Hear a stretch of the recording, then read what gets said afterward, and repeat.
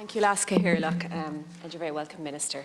I suppose just to say at the start, I've spoken about this issue before. I'm going to probably specifically talk about the greyhound industry, and to be fair to Senator Daly, he's acknowledged that this is a difficult issue for me, and it's a difficulty with being in government. And I think that we just have to explain that you know, there are certain things that we did not get in the programme for government, and we are not supportive of the greyhound industry as a party. It's in our manifesto that we believe in the phasing out of public funding.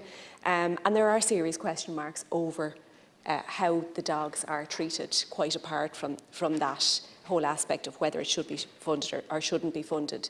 But I think that the fact that we're the only party sitting here today in this chamber that has that as one of our core policy areas has to be pointed out as well, because others may talk about the issues of the dog racing industry, but actually very few are vocal about the fact that they support the greyhound industry fundamentally. That's what the parliamentary questions show for the Dáil, and in this chamber we are the only party who don't. But that said, we're in government, and we abide by our programme for government commitments, and we got a huge amount in there that actually on animal welfare, it's the programme for government that has the most in relation to animal welfare anywhere ever of any programme for government. So I'd also like to recognise that and recognise your work in that area, Minister. What the programme for government does say, though, is that the future funding of the greyhound industry is contingent on a guarantee of welfare standards being upheld. And the very fact that the traceability is being questioned, even by government colleagues, shows that there are question marks over that have to be addressed. And I'm asking you to take that on board very, very seriously.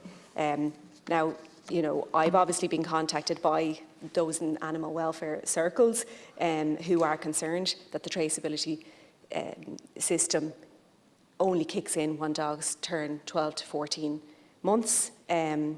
And there's question marks then over those dogs that cannot race, that were born never being able to race.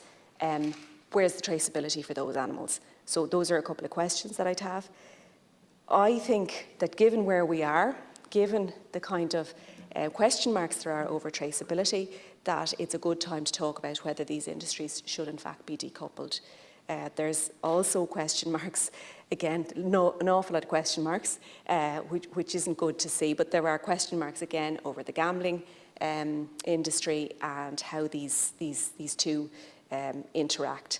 I wouldn't agree with Senator Lombard that this is a fundamental industry for rural Ireland, coming as I do from Galway.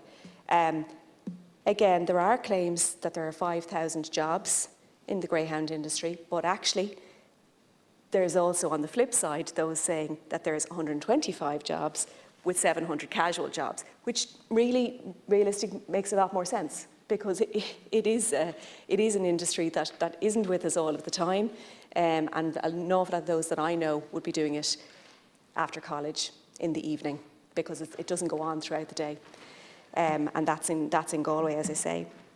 I'll refer as well to the fact that I think that there would be huge public support for decoupling, because it's a challenge for us if we want to support the equine industry, but then we're bringing the two together. It's not really allowing us to ensure that traceability is happening, because all of the time we're almost blackmailed into it. We have to do it because of the equine industry, and there's no and the two are lumped together. And we know that only 16% in a survey said that they did actually agree with this industry being funded by the state. So I think it's a win-win all round. It would ensure greater traceability if there was more accountability. Thank you, Laska. Thank you very much, Senator O'Reilly, and thanks for your cooperation. Now I'm going to call on